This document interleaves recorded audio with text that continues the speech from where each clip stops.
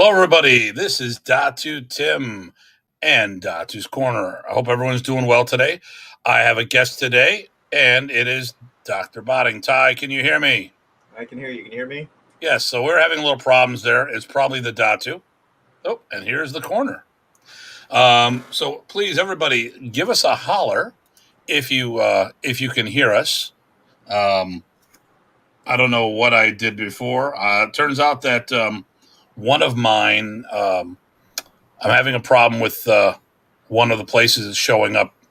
It is popping up on Tim Hartman, but not Datu Hartman. Hey, Jeremy, can you hear us?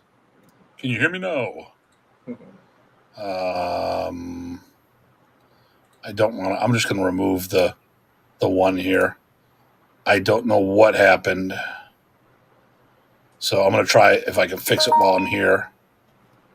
And I'm going to save and see what happens. All right. And Sam can hear us. Evidently, they were having a connection on Facebook issue. I may have just rectified it. I'm not a techie, so who knows what happens. I'm glad we're hearing everyone. So, everybody, this is PG Ty Botting. He's going to be joining us today.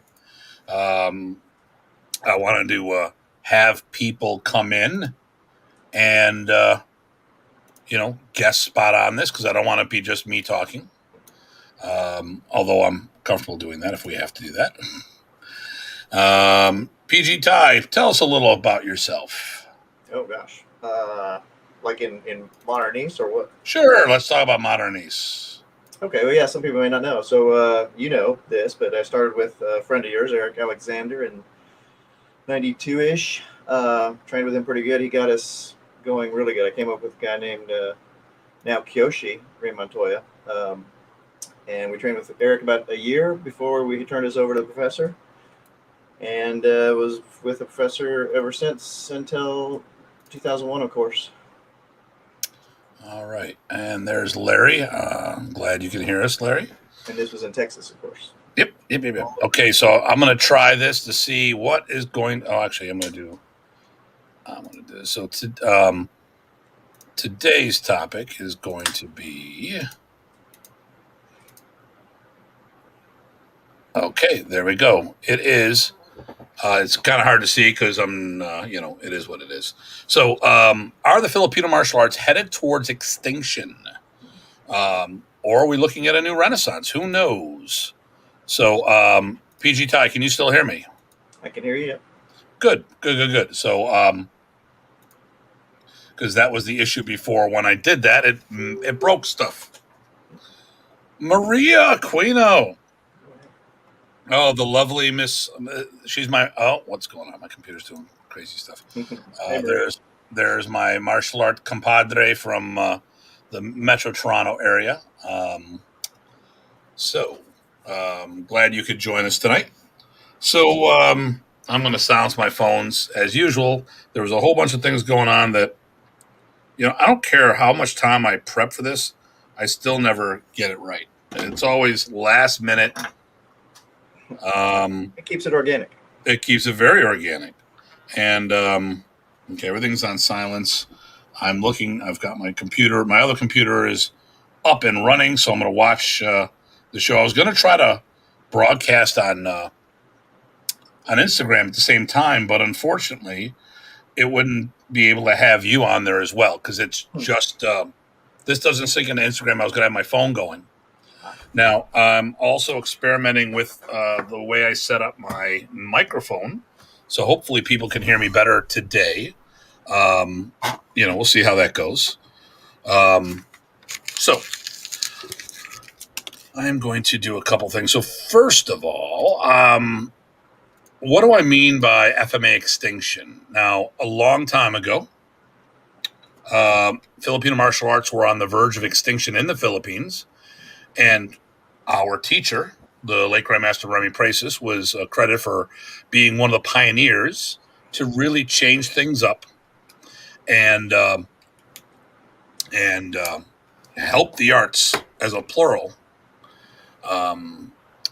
from going over the edge. And at the time, post World War II, which made no sense to me, karate and judo, Japanese martial arts, were more popular than Filipino martial arts. But I understand why.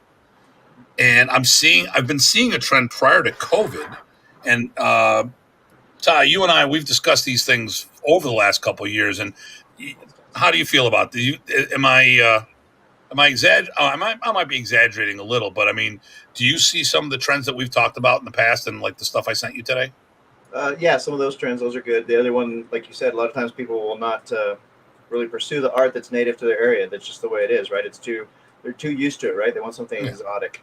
So, So what I'm going to do is I'm going to get rid of this overlay right here. I'm going to bring this up right here, and share this. So first of all, here are the things that I think are contributing to the potential extinction of Filipino martial arts. So, styles being absorbed, unnecessary rebranding, training centers closing, lack of standalone schools, written curriculum, lack of uniforms and structure, and teaching kids or the lack thereof.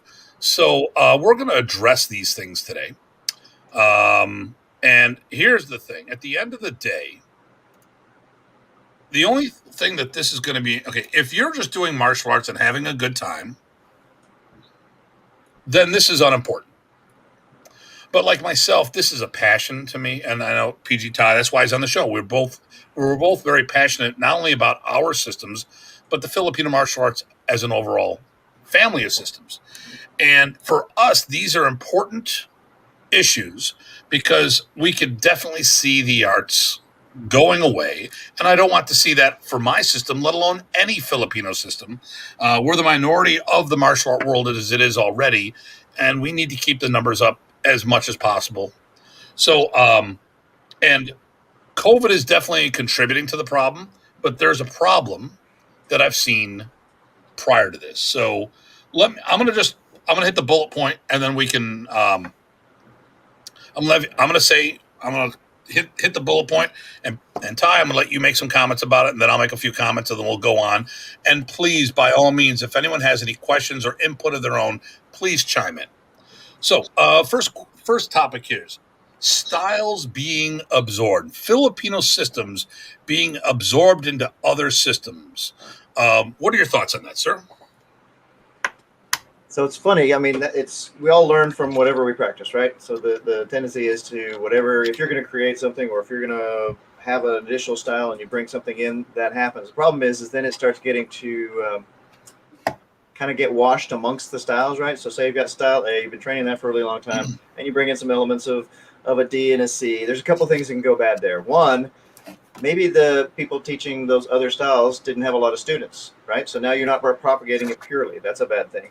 And the other one is maybe you didn't learn it so well, and now you're, incorporating something that may have a strange background. Those are some initial thoughts. Okay. So, and I came up with this list. So when I throwing this out there, I didn't prep Ty at all, other than sending him this list so he knew what we were going to be talking about. So let me give you an example of what I meant by that. So we'll use Brazilian Jiu-Jitsu as an example. Brazilian Jiu-Jitsu now, because of COVID, is going to have some serious issues because of the close proximity, rolling around in each other's guard. And I don't think that they're going to lose people who are already in the art, but gaining new students. And eventually, people are going to quit. Body, home life, jobs, whatever, get in the way. But they're going to be hard pressed to get new people into their program. But the thing here is there was a trend. People saw grappling, and same thing, stand-up jiu-jitsu as well, that their arts were missing these elements, and they cross-trained into these elements to bring these back to their main system. So the big three, that's our time. Remy, Presas, Wally J, George Dillman did these seminars. You could easily have 200 people show up to these seminars. Hey, John, how you doing? And I'm gonna feature a few of the people who've chimed in, who we've already said hello to. But people would go to these workshops, And what they would do is they would pick up some wrist locks and throws from Wally J. They would get some form applications from George Dillman. And then they would get up some stick or blade techniques or a hybrid of stick work along with grappling from Remy Presas. And it would enrich their systems, but it didn't do anything for our system, the Filipino martial arts. What it did, like for, Remy, these three people touched so many people. And they were quite a team, the three of them together. And, the big thing was they could find, with the Art Within Your Art program is what Remy really pushed. Well, these seminars really, really did a good job of taking that to the next level. Oh, look at the locks and controls. When you look at George Dillman would do applications. When he did physical applications, he was on point. And he would show you where some of the moves in kata were actually wrist locks and controls. Well, then, look who's up next. Wally J., the master of wrist locks and controls. And then and then you can show, look, this could be a weapon disarm. And then who is the master? Yeah, he did pressure points too, but the bunk guy was much better. I don't want to talk about the pressure points. His form application was the best. I didn't give a damn about George and his pressure points. Didn't care. That was a bonus. That's the way I look at those. What I loved was the breakdown of kata. He was amazing. And here we go. What do we got here? What about the fact that a lot of new FMA styles without... Well, we're going to talk about that. That's the next bullet. It is, literally. So, when you get somebody who cross-trains and puts into their system, it doesn't add troops or to our gene. As a Filipino martial artist, most of my clients are non-Filipino martial artists. I go around teaching at Taekwondo and karate schools for the seminars, and a bunch of them have hopped on board the program, but ultimately they're still karate or Taekwondo schools first and foremost. So if something happened with the FMA, they'd still have their karate or Taekwondo. If they add it to their main program, it doesn't help us because we're not adding people to our gene pool. It's enriching what they were doing, but how does that help us? So that's the whole thing when I think about styles being absorbed. I mean, like I said, you look at Brazilian Jiu-Jitsu, and there we go. He agrees. Thank you, John. Okay. About the pressure points, I'm assuming. If you learn a couple of Brazilian Jiu-Jitsu moves to augment your program, it doesn't help Brazilian Jiu-Jitsu move forward, at least not under the brand of BJJ. And that's the whole thing. Does it help the brand? And I don't like talking about it like a business, but the thing here is if everyone's talking FMA, then more people want to do FMA. If they see your karate with FMA or your Taekwondo with Brazilian Jiu-Jitsu, it's still underneath that primary brand. And, who knows if people are giving proper credit to their source material. Right. There is an effect where people, like you said, it's hidden under that umbrella. Sometimes people are good about mentioning it. So there'd be a slight effect for people that can separate the two. Hey, we get this in our karate from FMA, and then the rare people might separate and say, ooh, I have to track down some FMA. That part's good, but it's a small effect, I think. Yeah, especially if there's no FMA program in the school. Exactly. So let's use Modern Arnis as the example. A lot of people from all styles were training underneath Remy Presas. And when Professor died, people stepped back. They stopped their training because maybe the catalyst for them going was being with Remy. Not so much about the training, because there was that family camaraderie thing just as much as there was about the material. Yep. And Mr. Owens, thank you for chiming in. Hey, Jeff. Yeah, we love hearing from you, brother. Okay, so second bullet point. Unnecessary rebranding. So this goes a little back. Let's talk about this. This is what Henry made the comment. What about the fact that there are a lot of new FMA styles without lineage or training or tradition? So this happens in a lot of systems, but we're going to talk about Filipino specifically. So I'm going to let you go first. So unnecessary rebranding. Hmm. Or Well, or listen, if you want me to go first, I'm more than happy to. that's fine. Well, I got one thing at least I can delve in. So some people may know my other art is kung fu, so I have a traditionalist point of view on that, um, and it kind of I know aligns to yours. So I'll try not to say it, step on any toes. But the point is that to me, honor is very important. So if you are just naming something to name it and have your stamp on it, even though it may be mostly someone else's material, that bothers me. I wouldn't take my kung fu style and say now it's Thai's family style kung fu because it's just not. If I synthesize something, sure, but even still, I would reach back. So that's one thing. The other thing is um, I've come across some styles where sometimes you get a made up style and it is great. It is great. But since you don't have that connection, you don't know until you put hands on those people. Most times you get the opposite experience, right? So you don't know what you're going to get. So a lot of times people are looking for that too. So even if it's good, if you don't have some sort of connection and you don't have some sort of lineage, that's a problem. So what do you have? You have rebranding to make your own stamp. You have the effect where you don't have a connection for people to follow, and people like that, right? So those are just two quick points. I know you've got some other things to say that are probably similar. Well, I'm going to go with what you said right there because now I'm going to, right off the bat, look about Remy Presas. He created his own style, but you made a point right there. What did you say? Remy had a lineage. Remy had a family system. Then he went traveling with a whole bunch of different masters in the Philippines. The last one being Anchan Bacan, and was one of the top fighters in the Balintawak studio. Yep. So Remy had, I don't want to say documented because the Filipinos didn't document things like that, but he had an established, known history in the martial arts scene, cross training with a whole bunch of people to eventually come up with a synthesis that built off the family system. So that, I mean, there's something good there. Now I'm going to be a little more abrupt or to the point. So there's a difference between leaving your instructor on bad terms and not, or having a okay. I'm going to use Paquita Tertia. Let's talk about how, okay, Leo Gahe did not create Paquita Tertia. And a lot of groups spawned off of that because of whatever. But everyone I've talked to about in Paquita Tertia tells me the same thing. Paquita wouldn't be what it is today if it wasn't for Leo Gahe.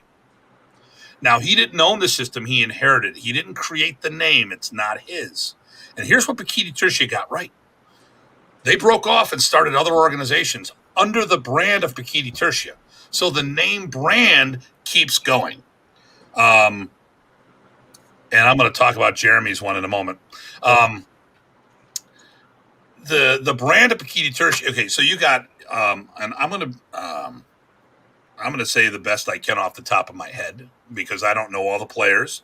Working on it. Actually, I don't know how to pronounce Jared's last name. So Leo Gahe has Paquita has his own organization. Bill McGrath has his own organization. Tim Wade has an organization. Ramel Tartal has his own.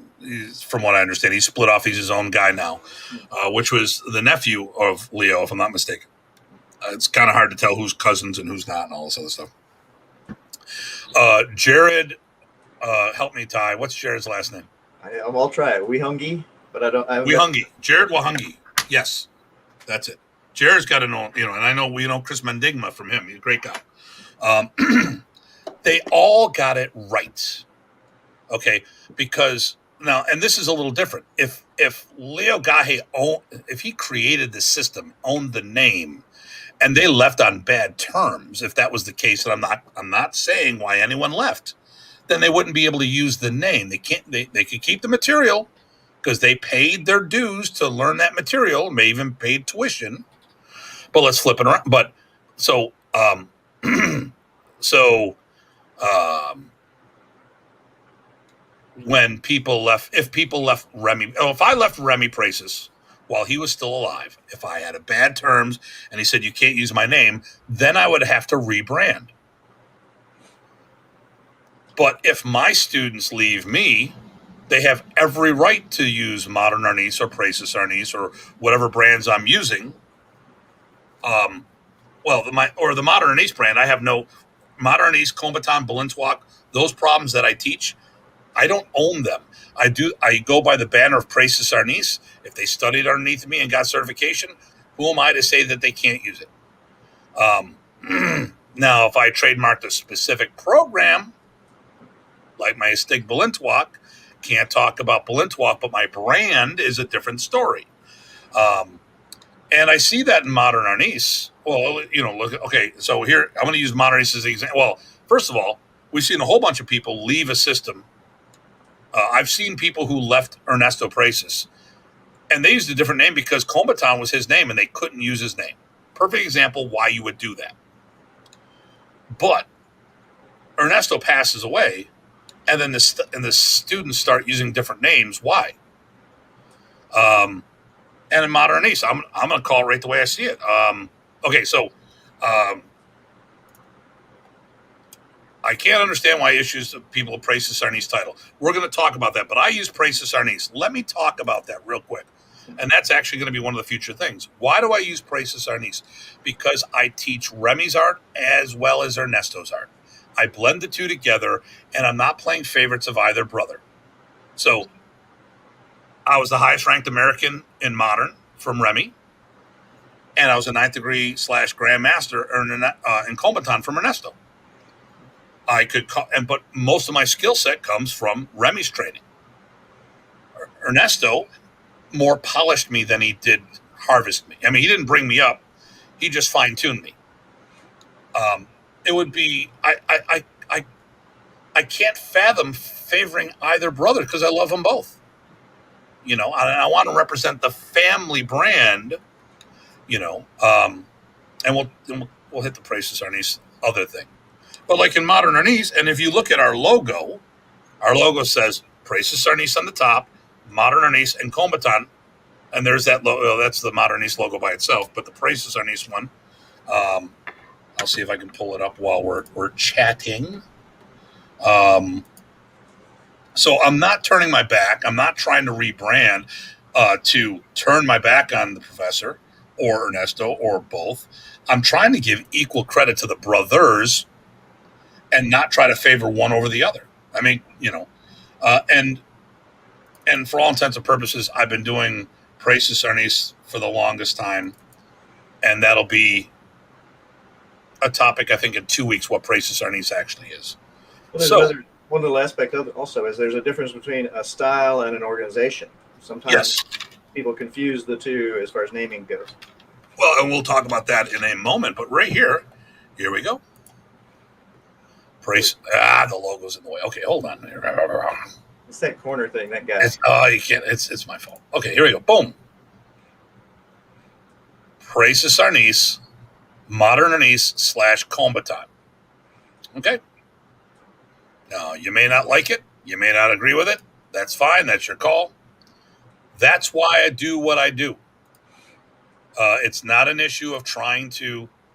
And if I was being egocentric about it, why wouldn't I name it after me? I mean, this is not... My school is named Horizon Martial Arts, although Dr. G was always saying you should call it Hartman Martial Arts.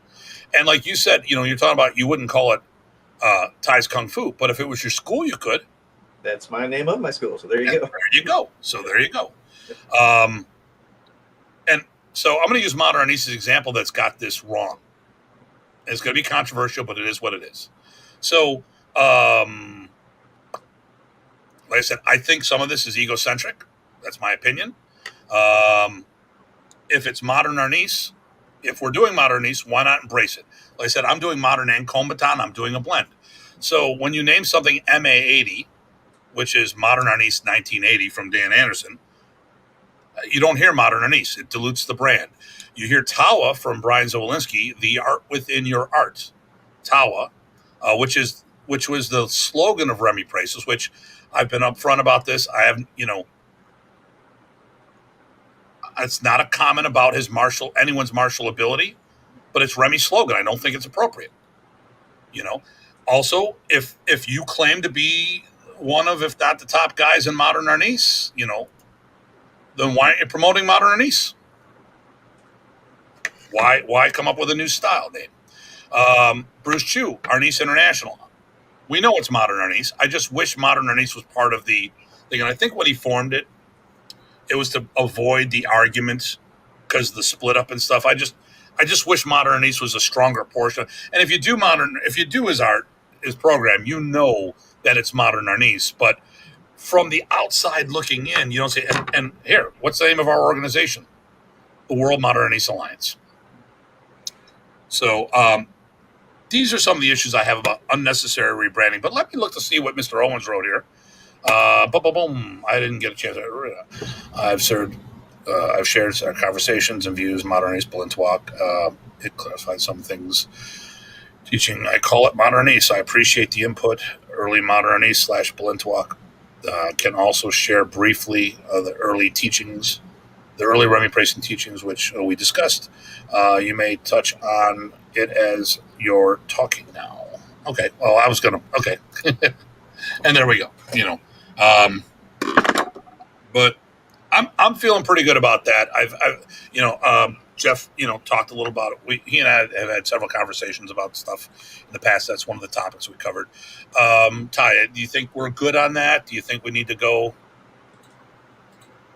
Okay. Can you hear me again? Yeah. Okay. Now there's a little tiny icon I couldn't see. That's what happened last time. Okay. Yeah. Anyway, so sorry. I was trying to get back alive. Oh, okay. So I like what Jeff wrote. We talked about this already in previous conversations. Reiterate a little what we were talking already. Do you feel that well, okay, I will say this before I say we move on or see if you have anything else to say about this. The problem we run into in the Philippines is a lot of people make up their own shit. They may have been a student. And now they're grandmasters over the grandmasters they were training from. And the problem in the Philippines is a lot of people are trying to make money off of the Americans and the Europeans coming over there. So they make shit up, and we can show you stuff, but I really don't want to trash people on by name. Like when you go to Lynetta Park, usually the daytime is the cool stuff, and the freaks come out at night, like the song goes. But I've seen the freaks in all parts of the day. When I go to the Philippines, I don't go to learn material. I go to get exposed to culture. And as I said in one of the previous ones, you can add up all of my trips together. And if it was just for training martial arts, it wasn't worth one of my trips. Now, for validation, for personal validation, definitely. For culture and being able to connect with professors' old stomping grounds and stuff like that, priceless. Absolutely priceless. Those are the reasons why I go. But material-wise, I don't bring anything back and worth the trip. But then again, I went as a master level instructor. What do you think about that, Ty? I think that fits pretty well. I mean, I actually liked it for an extra reason, but that doesn't really count. Just some nostalgia from living over in Southeast Asia. So that was a big part of it too. But meeting actual people, right? There's a difference between the arts and the material and the people, right? That connection that you talked about. Yeah, it's a shame. Christina Vasquez, I was across the street from, didn't even know, and passed away before I had a chance to formally meet. We met his wife the last time we were there, but it's nice to do those connections. I got to meet Remy's family face to face multiple times. We've been in the house multiple times. We went to the grave and paid our respects. We got to meet a bunch of the people who trained with Remy back in the day, and if it wasn't for them, we may not have been doing it. So it's nice to meet those pioneers, but history and nostalgia, not necessarily technical stuff. And there's good people there, but there's a lot of people that are just making shit up, trying to make money off the American dollars. And it's a shame. So let's get into the next topic. Training centers are closing. So this is the big COVID thing. I'm going to take this one, and then I'll let you pop in on that. So what do I mean by this? Okay, so, and this is going to be a future topic on FMA discussion is going to do something on FMA schools in the future. The thing that we run into is that there are no, you won't find many Filipino brick and mortar martial arts schools. Now there are, I put into several categories here, and and thank you very much on that, Jeremy, respecting while we use that stuff. But as a greenhorn, so basically, Jeremy's saying he knows nothing, but he still respects us, and you know what? That means more than anything else to me. So, I like what the people think. So let's get into it. There are training groups which I started in. I started a backyard training group. I may have taught in my church, or I did teach in my church. Eventually, I got into a gym, and I was the instructor for the gym, and I was doing full time hours, but part time pay, and I had a full time job. Then I got my own office space, so it was a part time school because it was me, dedicated key. It was an and then but still had a daytime job, but the school paid for itself. And then where I am today, full time, where this is how I put food on the table. I have a brick and mortar location with a 5,000 square foot facility. It pays my auto loans, my credit cards, fill in the blanks. It's how I make my living. There's schools out there that do this, but we are very, very few. I only know of verified 3 full-time schools that are in existence at the moment. There may be a 4th. I just don't know what they do in the one club, and I'm not going to comment on those at the moment. I know of a bunch of part-time schools where the person has a day job and the school runs itself. So I think I know about 4 or 5 of those. But most Filipino martial arts schools are clubs, really, and they work on the mercy or kindness of others because they're in a rec center, they're in another karate or taekwondo school, and they have to work around somebody's hours and stuff. And that's a big problem when if you're in a taekwondo school or karate school and it's closed. Now what do you do? What are your thoughts? No, that's a big concern. I know some personally that are either shut down or on hiatus until who knows when. The other effect you have, of course, is the backyard groups like you're talking about, or like my group in the park. Those are in Chinese arts, right? We call those secret teachers, but you can't really find them, and they're usually not big, and it doesn't get that visibility that we're talking about as far as keeping the arts going. And you said something that I didn't even bring up because it's not like Fight Club where no one talks about Fight Club, Right. But it's when you've got a brick and mortar location, you got something that someone can walk into. But if you're in a rec center, no one knows the look unless you're doing advertising, and even then, doesn't mean you know what you're doing. Most martial artists backed into this and have no clue how to do proper advertising of their program. And okay, let me talk about this too, because sometimes people keep putting me in the thing. Well, you're the business guy. You're the business guy. No, I'm the goddamn martial artist. Okay, I will do martial arts and I will show people what the arts are like. But I also learned on how to be the businessman. Now, I learned to be the businessman so I didn't have to depend on the kindness of others because I taught in my backyard. I taught in my church. And when I was teaching my church, I had to work around everybody else's schedule. I had a room on the second floor, which I didn't like, but we had it. But we wanted the auditorium in the basement. But every week we'd walk down. Someone's using it. Walk back up. So maybe a third or a quarter of the classes were done in the auditorium. The rest were in a classroom because it wasn't the church. It was the Christian education building. So it was our Sunday school building. And it worked. It was fine. Don't get me wrong. But it's nice to have all that extra room in an auditorium that can fit 300 people versus a classroom that could have 10. So I moved into, I went from there. I got into a gym. Once again, I had to work around their schedule. And if they decided they wanted to put an aerobics program in, they thought they could make more money off of it, guess who got put in another room? Me. So eventually I got an office space, and now I've got a 5,000 square foot facility because I didn't want to have to work around somebody else's schedule. Not because I wanted to do this as a business. This is the last thing I thought I was going to do when it came to a business. And I'm just very fortunate that my passion is now my profession. Well, it happened organically over a long period of time with you too, right? You're pushing, built slowly, so it's not like you. Yeah, I didn't do an overnight thing and say, "Oh, I'm going to be," I'm one of those guys. Oh, it's a good business opportunity. Let's do this. No, Right. this is what I've been wanting to do. So, and this goes back to the lack of standalone. I mean, centers closing and lack of standalone. I actually did it in the wrong order. There was training centers closing and then lack of standalone schools. Same thing. But I'm pretty good on that. How do you feel about that, Ty? As far as covered the issues with that. I think it's pretty straightforward. Okay.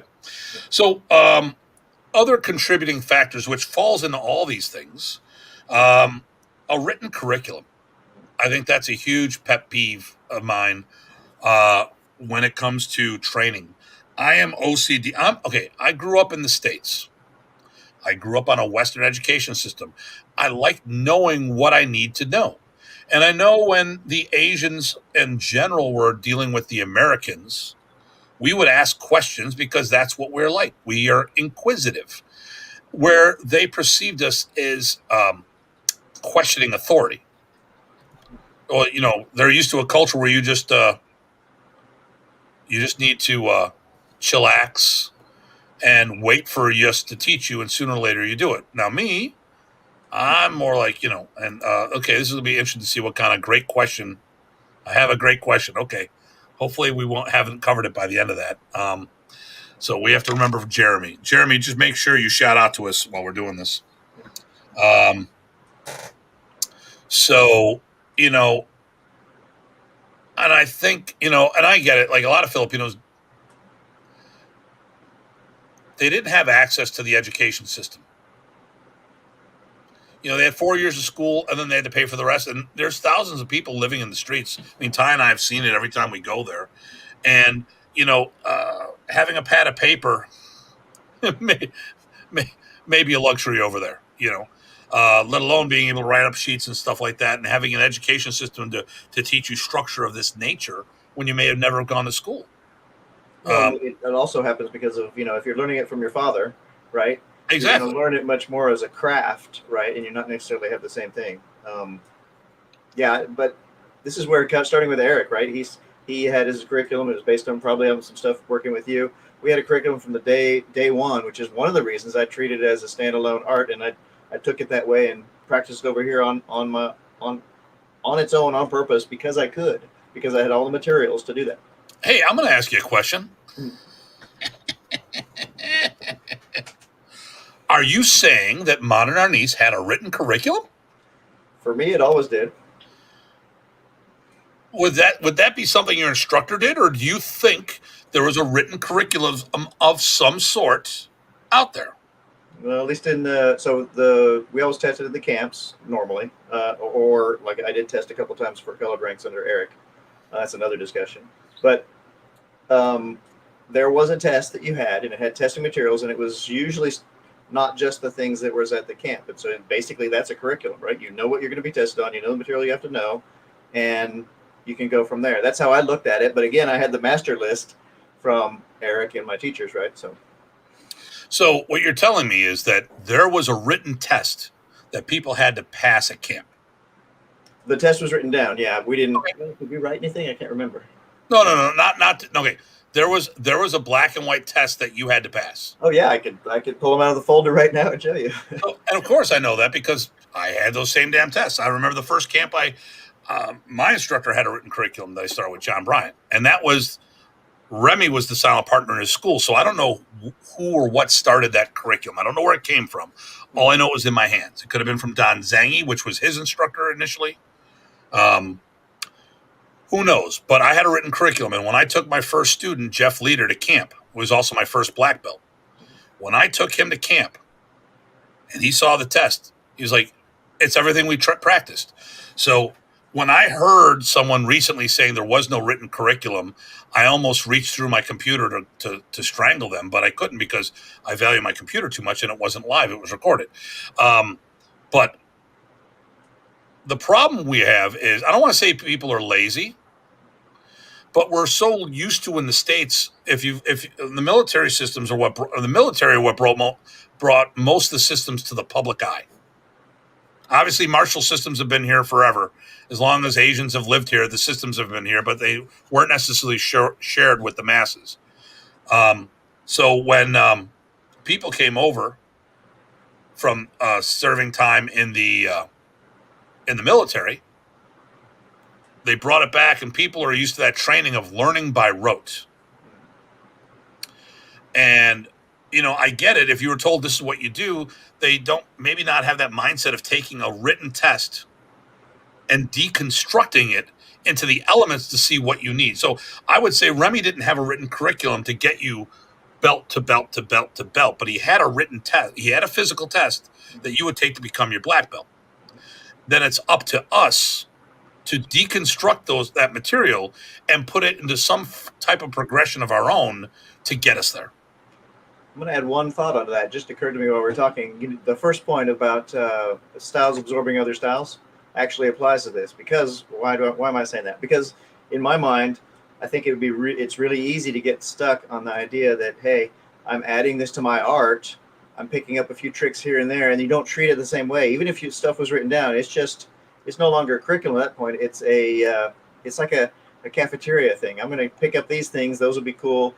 And it's not the same, right? So then that's maybe why some people think there's no written curriculum, because to them it was a smorgasbord. It could be. Well, yeah, like I said, if you did this as an add-on system, you wouldn't know. And the other thing too is the comment that was made was, well, professor taught all this different stuff. He didn't teach, every time we saw him something different. Well, think about a band. When they go on tour, they have their favorite songs, and each time they go on tour, they change the setup. And if we were doing our homework, he shouldn't have to have us do trapping hands. He shouldn't have to have us do the angles of attack. Now, if your mindset was that if professor didn't have us train it, it wasn't part of the curriculum, then who's fooling whom? Then you failed as a student. Munung Ted, my Balintawak instructor, always said, don't give it back. He would give us material, and he didn't want us to forget it and give it back to him. And I think because the modernized people came from other systems, they're so geared to learn by rote. But some of them claim to know everything about the art, and they say, well, Remy wasn't working this. So I'm like, so you're saying that you have, okay, here's the good one. Anyone who's been modernized, when was the last time you saw him teach a form?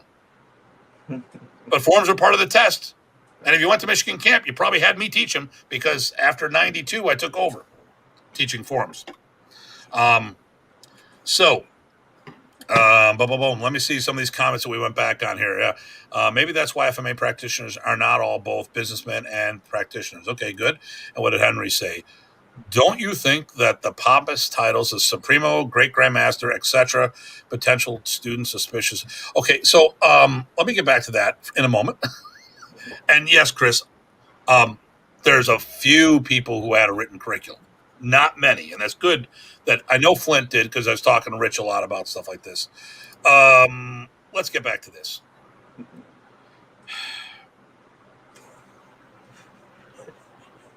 No, here's the problem. Okay.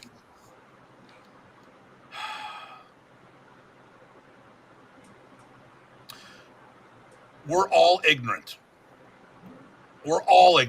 They, us, them, any pronoun you want to throw in there. We're all ignorant. That doesn't mean we're ignoramuses. We just don't know shit. Okay? We're ignorant to the way things go elsewhere. Fortunately, I was prepped on how things roll in the Philippines. And I remember the first time, I'm used to people going like this to me, and they go like this. This is rude in the Philippines. So I had a woman go like this to me. I'm like, what? Is she shooing me off? No, she's telling me to come near her. We were in a shopping market. I went to the Philippines without shorts. Who's the ignorant one there? This guy. I still go with long pants, but I I do bring shorts for when I'm doing hardcore training. So I don't think the title of Grand Master makes sense to them the way. I don't think it has the same value. So I've had people come at me for years. I've had cyberbullying long before cyberbullying. I've been threatened not to go to Germany back in the 90s because this guy, Jose Battler, an alleged special forces guy, was going to knife fight me. Like, yeah, like that would go over well with the military. He was going to knife fight me. How stupid. And there was a stupid idiot locally who was pretending to be this guy, trying to scare me to go to Germany and all these other places. Don't go to the Philippines with your Datu title. They will kill you because, it's this royal. I go, dude, you're thinking Indonesian, Malaysian. Even then, I went on the first trip and they all call me Datu Tim. I never asked. I always tell them, call me Tim. Call me Tim. Matter of fact, I'll tell you, on all the, if you saw the spring fling, on the bio, you'll see everyone's name, title this, Tuhan this, and Guru that, and they said Tim Hartman. I said Mighty Wizard Tim, but he's like, yeah, people might not get that one. That's a Monty Python joke. I went by Tim Hartman. Time and time again, I'm teaching at events. Ty and I have been at the Saratoga Martial Arts Festival. Stan, who are you? My name's Tim Hartman. I'm from Buffalo, New York, and I teach Filipino martial arts. I don't need to throw any goddamn titles out to show who the hell I am. But the thing here is, we have a different value of these titles. And I don't think each culture understands the same thing. Like, I was teaching in Denmark. And this little 10-year-old starts dropping the F-bomb, F, F, F, F, F, F, F to me. And it's like 10, 11-year-old, not knowing what the word meant. I'm in Sweden with my friend Ingmar. And every other word, he's dropping the F-bomb a lot. I'm like, in a teaching format. I'm like, dude, that's not right, because they don't understand the value of the word. The whole phrase is, it loses something in translation. It loses something in translation. At the end, something must have happened. Professor may have realized something and didn't realize it before. He started saying, listen, I'm from another culture. I have different ways. If I do anything that offends you, I'm sorry. Please come up and talk to me about it. It's not my intent. I remember that. Yep. So, and he said it more than once. Yep. And I truly believe that and I'm a big defender of Remy, but I also have my issues with Remy. All right. But I realized, here's the problem. He moved to the States, and most Americans are ignorant when when we go to Europe and travel. The Europeans think we're a bunch of assholes.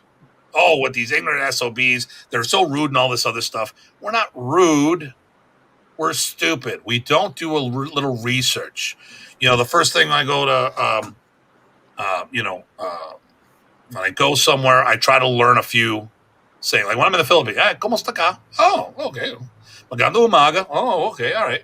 And then I'm like, excuse me, do you speak English? Because I don't speak Tagalog or whatever. And I tried a few words. And we hear about the French that they're rude until you try. Actually, everyone's that way. If you try, some people aren't rude to you, but they're probably thinking in the back of their head, I wish this guy would at least learn a word or two. And usually we're at whatever country I'm going to, I'll learn that couple things. Okay.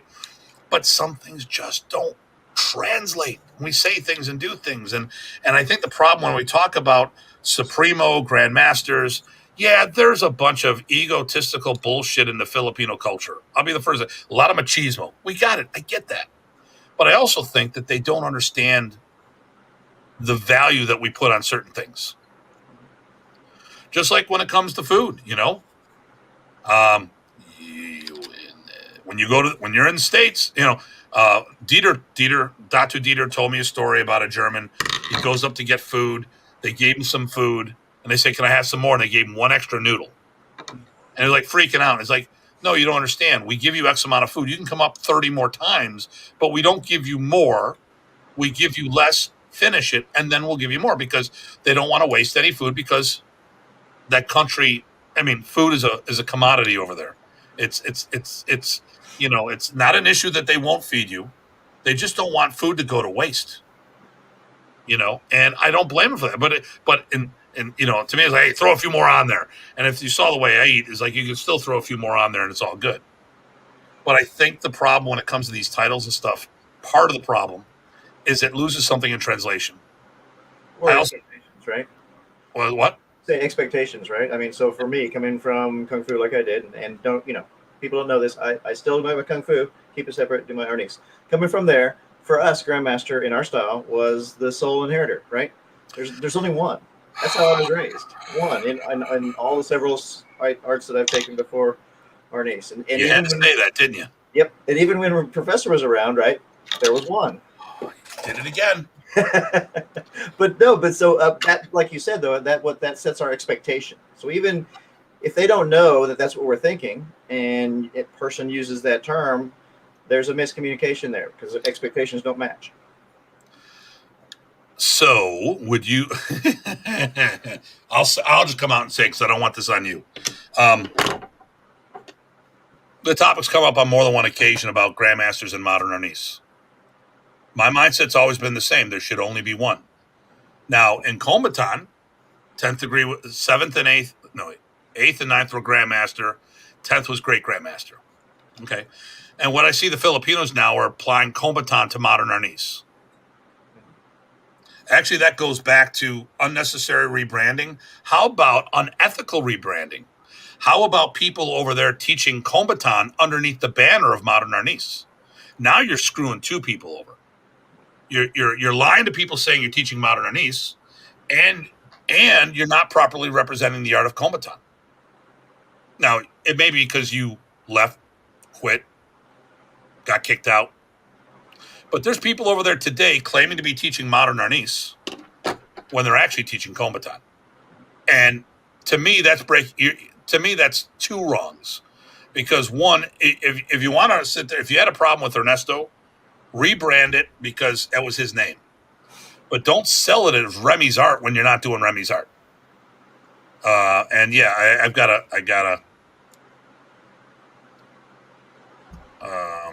Let me see here. What's Maria say? I don't understand what the problem for having a title.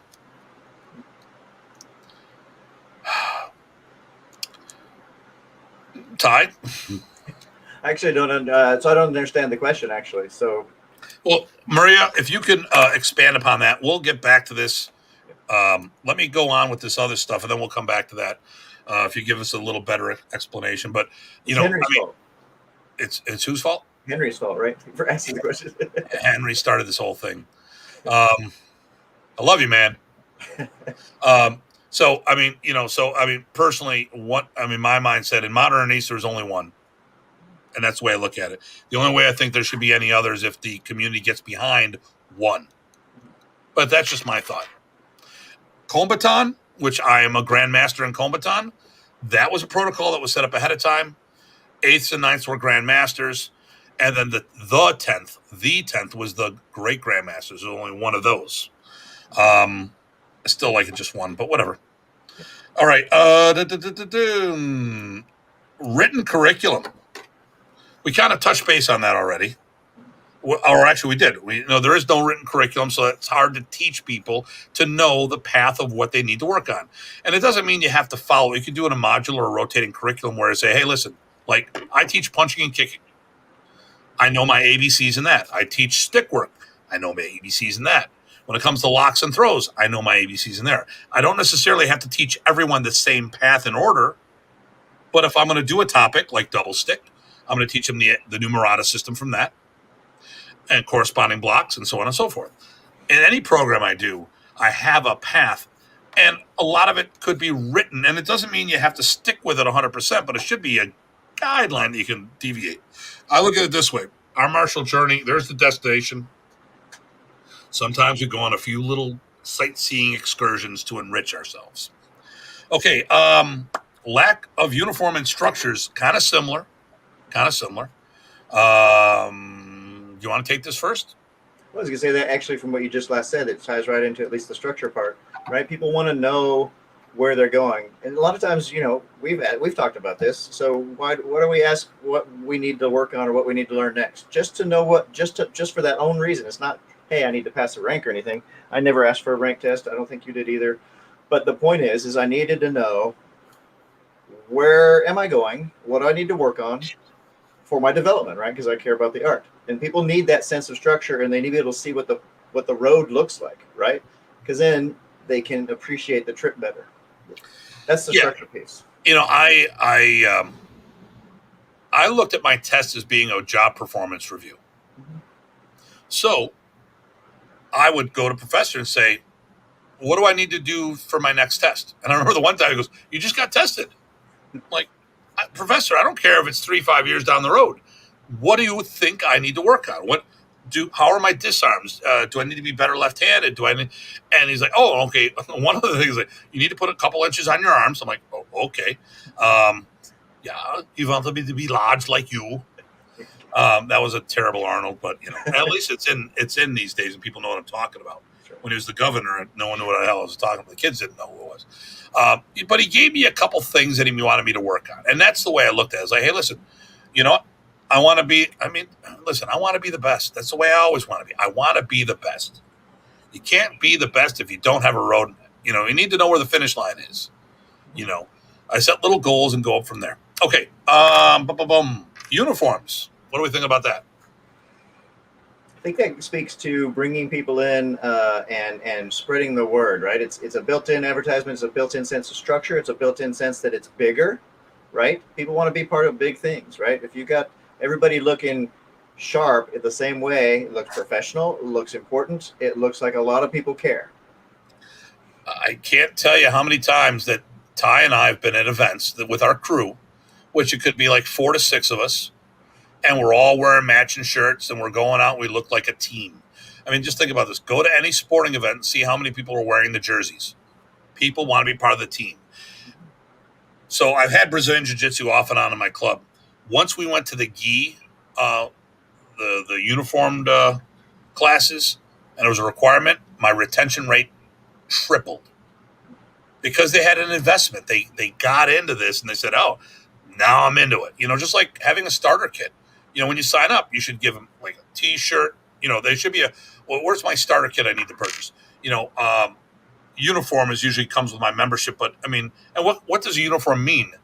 It could just mean a matching T-shirt. It doesn't need to have to wear a karate uniform. A belting system. Do you have your wristband with you? No, it's not on me, no. Okay. So we actually have 2 methods. We use our belts, but we also have a synthetic wristband we put on. They're all color-coded. So at a seminar, everyone can wear the wristband. And, oh, you're a blue belt. Okay, good. So you should know this amount of material, whatever. There's another reason why we have a written curriculum. Because if you're a blue belt, I know what kind of throws more or less I can do to you. If you're a green belt, I know more or less how every belt lets me know how I can put hands on you when I'm teaching or demonstrating. Like I said, it looks like, okay, say what you want, but when you watch a karate group, like I was watching one of the videos came up the other day. There was like 80 people in a room doing Seisan kata. Oh my God, that looked amazing. That looked awesome. When I see synchronized katas, oh my God, that's amazing. Then I look at us. Oh my God. There's the other OMG. Yep, and Jeremy wears his wristband. Okay, Jeremy, we're getting close to your question. We're getting real close to your question. Okay. And this will be my last thing, and then I'll say something about everything, and then Jeremy will have your question here.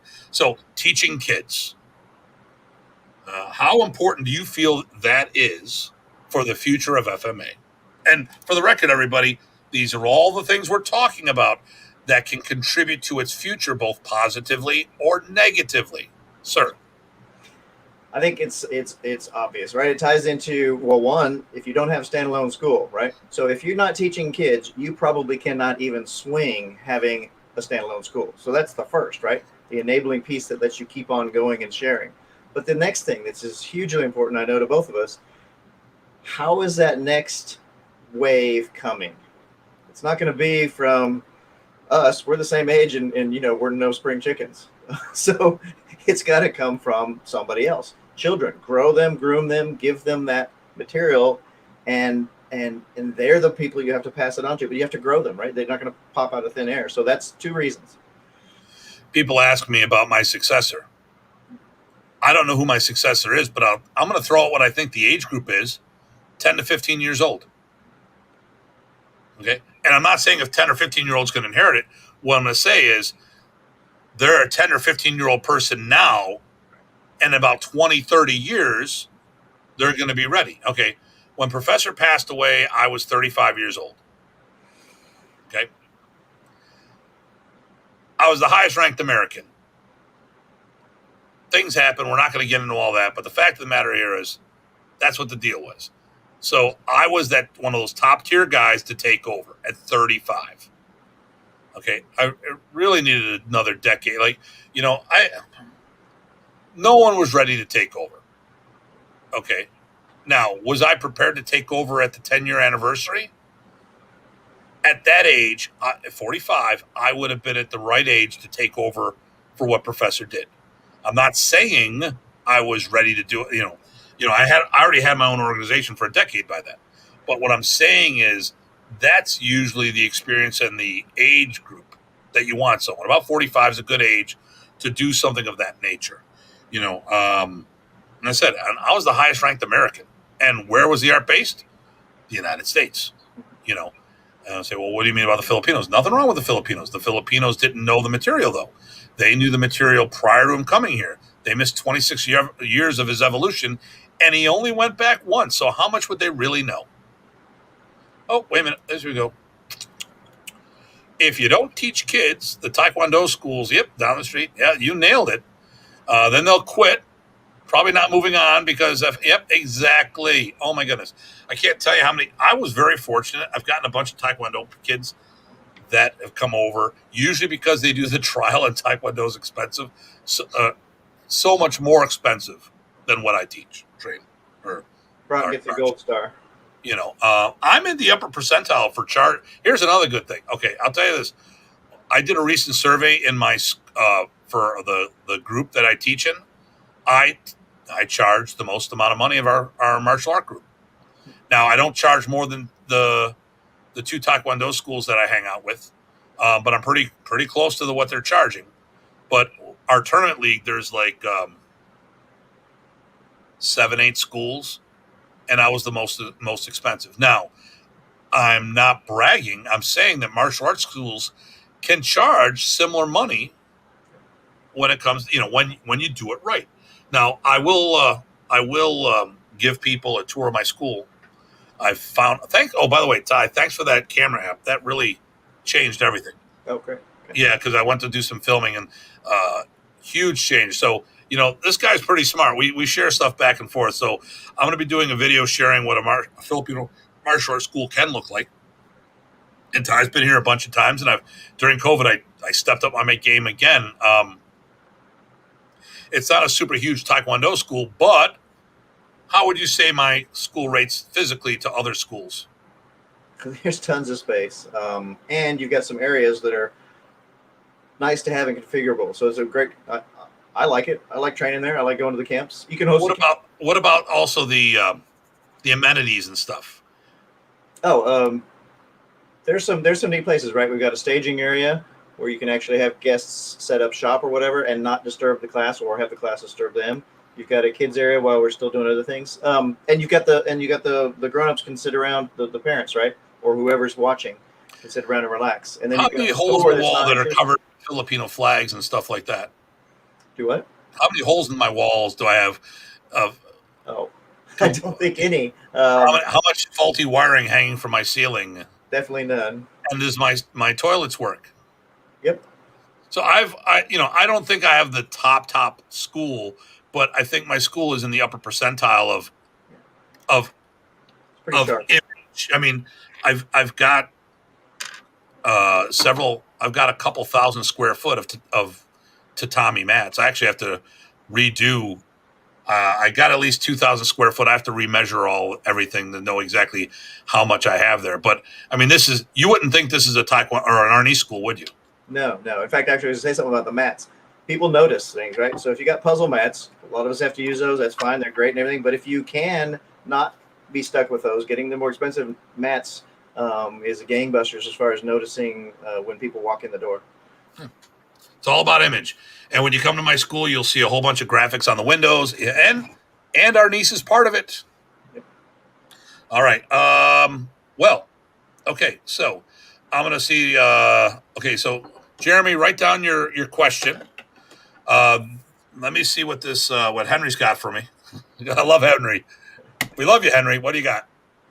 Having a title is not the problem, but you don't think that the title, like Great Supreme Grandmaster, contradicts the FMA values and principle. Okay, so once again, I'm going to sit there and say they don't know what the hell they're talking about. I think some people probably do, but I think it's lost in translation. At the end of the day, who's teaching the art? Us. It's not the Filipinos. Okay, I'm willing to bet you if you check this the thing that annoys the hell out of me. Everyone goes run to the Filipinos, but they're not teaching the art. It's the round eye. Well, actually, Filipinos are kind of round eyes, but it's usually the non-Pinoy teaching the art. What do you think about that, Ty? I'm not talking seminars. I'm talking schools, clubs, whatever. Well, certainly in the U.S., right? Even name the art, right? That's generally who you're going to be. Who's going to be running those schools on a day-to-day basis? It's going to be Joe Average Citizen. What is Joe Average Citizen? He is whatever the majority is in the area, right? So I ignore all of the Asians with all these funny titles. I mean, and for non-Asians too, because I've gone to these Hall of Fame things to network. So like Ty and I have gone to the Action Hall of Fame, Hall of Honors, and the reason why I go and I set up a booth, I do some teaching, I book seminars, I bring back seminar instructors, I find some new vendors. If it was just to go get an award and have a dinner, I wouldn't go. But Alan Goldberg does a lot more than that for people. He gives people a lot of great opportunities. That's why I go there. Okay, it's not about getting. I give half my trophies away right when I get home. It's just But it's a good trade show. It's a trade. It's a great trade show. Okay, are we ready for this last question? Sure. Okay, here we go. What can Arnisadors like myself do to further the generation's experience of Presas Arnis? Presas Arnis, woohoo! Knowing I don't want to open a school, but want to teach. Okay, so perfect example. You, Henry, LOL. Henry, do I know you? Do I actually know you? I'm going to have to look you up on Facebook. I'm going to look up Henry real quick on my other computer. Okay. Pull this out. Come on, give me something there, Ty. What do you got for me? Yeah, so Jeremy, I mean, it's funny. When I started Arnis, I didn't look to teach it, right? I just saw this stuff was really cool. I felt professor, and I go, yeah, I want to be able to do that and that well because he feels amazing and he's got the stuff, right? But here's the other thing, right? And I think you want to teach, and I think that's great. Just doing that, whether or not it's your own school, can help spread it, especially if you teach, if it's very clear what the art is, right, and clear what you're doing and where it comes from and what opportunities are. So two things. One, do the teaching you want to do, because also, guess what? As a greedy FMA person, I know, and this is what Remy had me do, teaching helps me get better at my love, at my passion, right? So hopefully you're doing it for that. But the other thing is that you can stay connected, right? If you stay connected, a lot of your students are going to move, right? They're going to travel around. They might be traveling for work, and they form a network of sharing and connections so that people can get the training and do the training and see the different branches or see influences, right? So why do I train all sorts of FMA? I use that to understand sort of where Professor Remy was coming from and how I can get a piece of that from the back end as well as what he gave me directly, right? So teaching and making those connections for your students, both of those can definitely help pass on the art, if that makes sense. And we'll see what Tim wants to say after that. Hey, Eric, how you doing? Eric's my other little brother. Nice. Eric is one of Mal Morning's guys. Oh, nice. Yeah. Did you hear what I was saying to Jeremy? Yeah, I heard exactly what you said. Okay. So, listen, you're part of Team Canada. Okay, the 51st state. I can say that now, but once the border opens up, I'm going to be so nice to him because he does Muay Thai. That's right. But I do have a taint maker. But anyways, so um, here's the thing: you're helping already. You're teaching programs elsewhere. You're teaching at that kickboxing group. Well, of course, COVID kind of threw a wrench in there. So what you need to do is help the troops support the seminars, support the upcoming students. Even though you're not going to open up a school, it doesn't mean you can't contribute to the development of future black belts and future instructors from other places. So you already have, I mean, PG Mason is always saying nice things about you. You're doing different things with him there, and that's a great thing. At the end of the day, we all contribute our own way, and not everyone's going to be a general. We need the lieutenants, we need sergeants, and we need people like you to help the others. Support and go there. So, once again, help out Craig whenever possible. Hopefully, how's that kickboxing group going? Have they? I mean, you're set once the teaching opens back up. You're going to be going back up there and teaching, right? We'll wait to see what he says on that. But all right. And boom, boom, boom, boom, boom. Hopefully he is. And you're one of the things I see Jeremy out there very active, both on social media for any of the FMA stuff, as well as taking the courses and joining in on events and things like that. And that helps make those connections and visibility. Oh, here we go. There we go. And I know there's a delay here. That's the problem with all this. So the group is doing well. We have been doing Zoom. We are training outside. Great. And so there's a club that you're mentoring, which is great. I mean, and here's the thing for everybody. It's not about making everyone a teacher. I had a few black belts in my club that were great support. They would never open a club. I've only had one of my guys open up a club officially. That was George. And we've talked about it with other guys, but life just didn't work out, and just they wanted to do it, but they had to make some hard decisions and family first. But while they were here, they were great lieutenants helping me.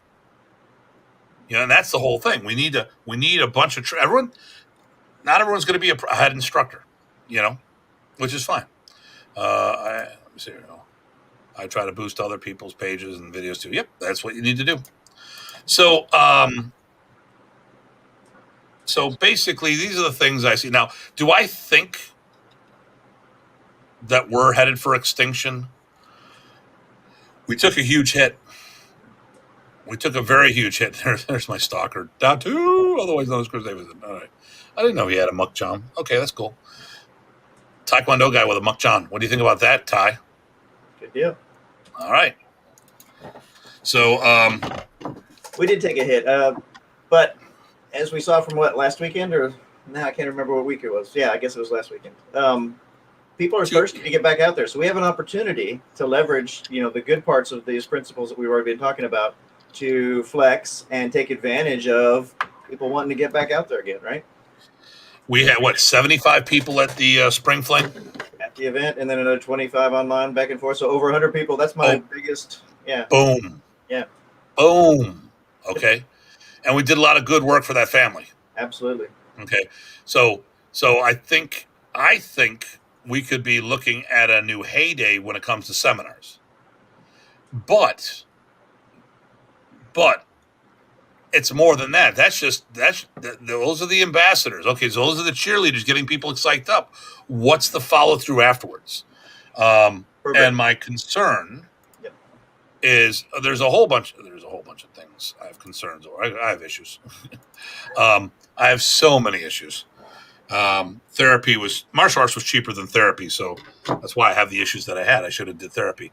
The thing here is if we're not okay. I'm going to talk about modern Arnis. I don't know if we have the gene pool to last another generation. What do you think about that topic, Ty? It worries me. We've talked about this a lot. Yep. There you go. We share that concern, yes. Overall. At least when it comes to North America, Yep. there's been too much nonsense. And even if all the groups stayed separate, but with all this unnecessary rebranding, I mean, why not just call it modern Arnis? Tim, you're calling it Presas. It's a combination of the two. It's not one or the other. Okay, what's this here? Maybe engagement elements of FMA into other disciplines. Okay, that could happen. We were talking about that. So, but that's the Western Arc Combat League. We do stuff up here, and a few of the people have taken lessons with me. But the thing here is, unless they're going to pick up the banner of the art, if it's just going to augment what they're doing, it's not going to help us at all. Now, if they're interested in getting into black belt programs, by all means, that's what we need. We need troops. We would need the new generations of those groups to get together if the damage wasn't done enough. Yep. And there you go. Now Chris got it. Yeah. So here's the question. Well, I mean,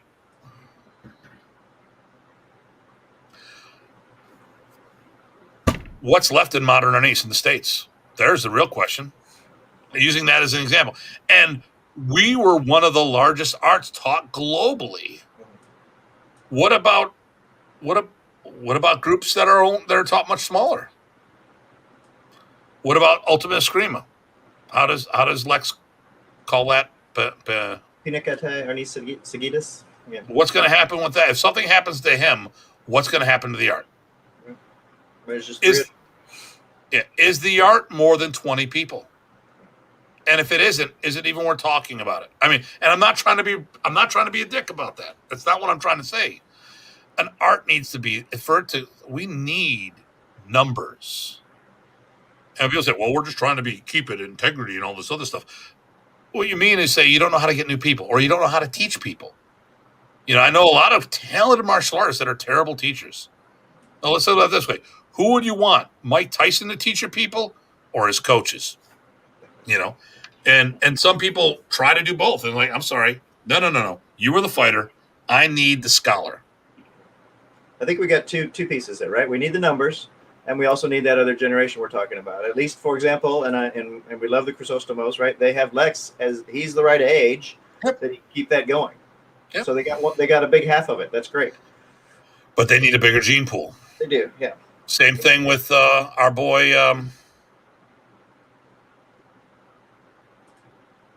Oh my goodness. Came to camp. I can't even think of his name. This boy, the guys came out from Colorado. Yeah. Los Luminda. Yeah. Ricky Lazo. Right. How big is that system? Great guy, and he's young enough he can keep it going, but he needs to get some inertia going, right? I'm looking at different branches of Balintawak. Certain branches are going to end. Not necessarily Balintawak, but we know how much of a gene pool did Moni Velez have? How big of a gene pool does Drago Maranga have? So you might see variations just die. Mm-hmm. I've done a lot of seminars. I've attended a lot, and I remember a ninjutsu guy. I'm always questioning the legitimacy of that stuff because it's ninjutsu. But the guy was telling me he inherited several family styles of ninjutsu because there was no one left else to inherit it. But that doesn't mean the material was caught or was kept. When I'm doing Presas Arnis, I'm looking to do the Presas systems. But we specialize on the Remy side of things, but we also teach the Ernesto side. And I think it's a great blend between the two. And eventually my goal is that we teach Presas above and beyond. I got the brothers to speak together, and I like to see the art the same way. Now, some things definitely need to be separated. There's no ifs, ands, or buts about it. But I would like to see both sides, because both sides of the family took big hits when the founders passed away. And when we look at Roberto's system, what's going to happen to his system? I don't know if he's got anybody that's still teaching. So, all right. Boom. I agree with you. The younger quality practitioners are willing to teach. We need to encourage them to teach. We do. We also need to,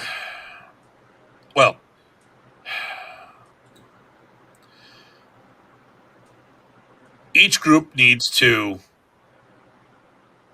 work on getting a bigger gene pool. I use Modern Arnis as the example. No one's going to switch. Well, we've had a couple people come over the years because of stuff. But as a whole,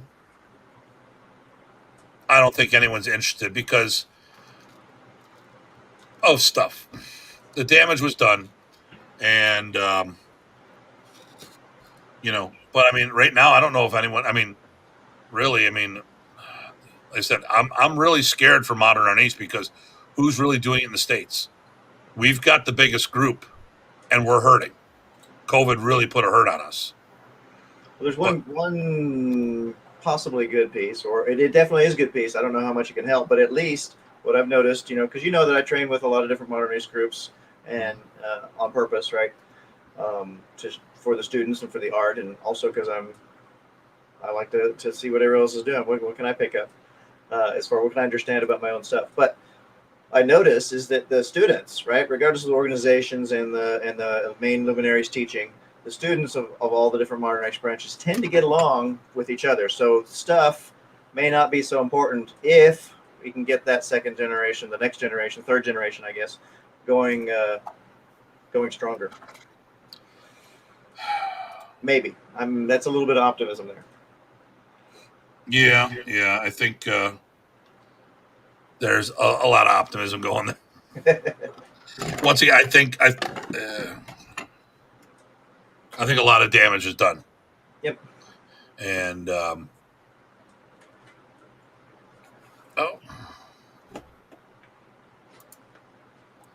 Tim, if you don't mind sharing this episode. So this is right on YouTube. Yeah, so feel free to share it. It'll be done processing within 24 hours. And no one is ripped like PG Ty when you grow up. It's not going to happen. He is Mr. Clean.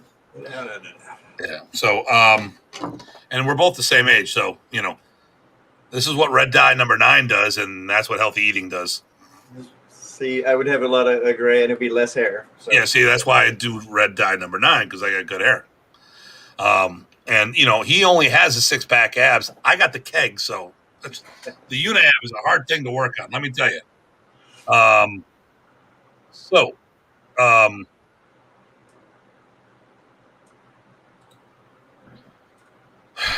lot of stuff we talked about. Hopefully, people will get the intent that what we're trying to do here.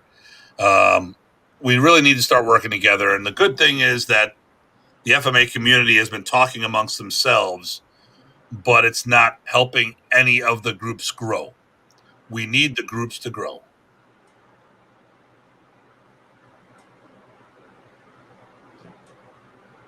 Okay, stop. I just like you, Bo. Okay.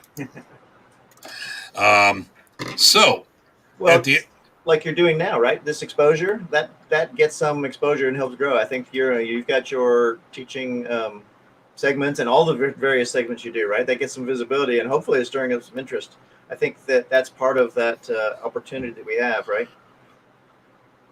Well, and that's it. I mean, right now, I've been doing the Modern Arnis minutes for a long time, off and on. I haven't been consistent with it.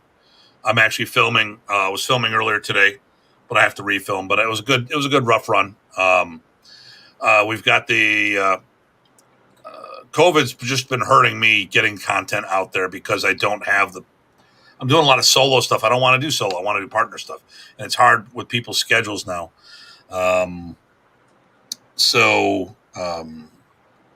Hopefully we'll get some stuff. The good thing now is that when we're all vaccinated, the people with me are all vaccinated, so I don't have to we don't wear masks when we're doing these programs. But then again, we're not doing heavy workout. We are filming something. Okay, so quickly tell us about Jot.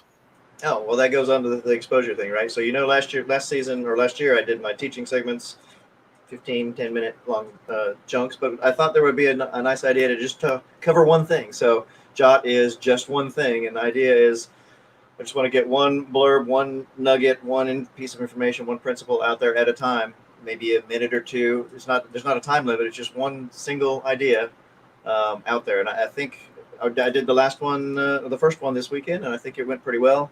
Tuhan Jack said that he liked the Jot idea, so that was pretty good. But that's what Jot is, just one thing at a time. Okay, cool. So have you filmed a bunch of things, or? No, I just do them spur of the moment. That's why I do them live. It was live. There we go. Live thing. There we go. They're live. Got some ideas. Okay, so we're going to wrap this up, and please stay online while I want to just wrap up with you. I'm going to switch over headsets and stuff. So let me know what you think. Did you like PG Ty being part of this? This is a lot longer than I expected.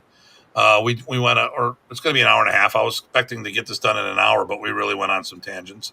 Okay, we didn't do shit. I did it all. It's all my fault. But we are working on a couple projects that we'll be releasing we'll be doing live chats in the fall on Wednesdays. I'll have different people on, and PG Ty is part of this. We're going to get more into it later. But I'm glad you liked it. There we go. But definitely, if you liked PG Ty being part of this and you'd like to see him again, let us know. Oh, good night. Please come back, Ty. Good session, you two. Look at that. Uh-oh. And I didn't. Okay, the check's in the mail, Jeff. Thank you so much, Datu and PG Ty. Great respect. Thank you. Larry Thompson. Okay, listen, make sure, if you can do me a favor, go to YouTube. Even if you watch it here on Facebook, go to YouTube. There's Tim Hartman and Datu Tim Hartman. I got 2 channels. Go there, like, subscribe, notification button, and please feel free to share this wherever you feel is appropriate. Okay, so, and what's we got here? I think I lifted. Nice. Okay, all right.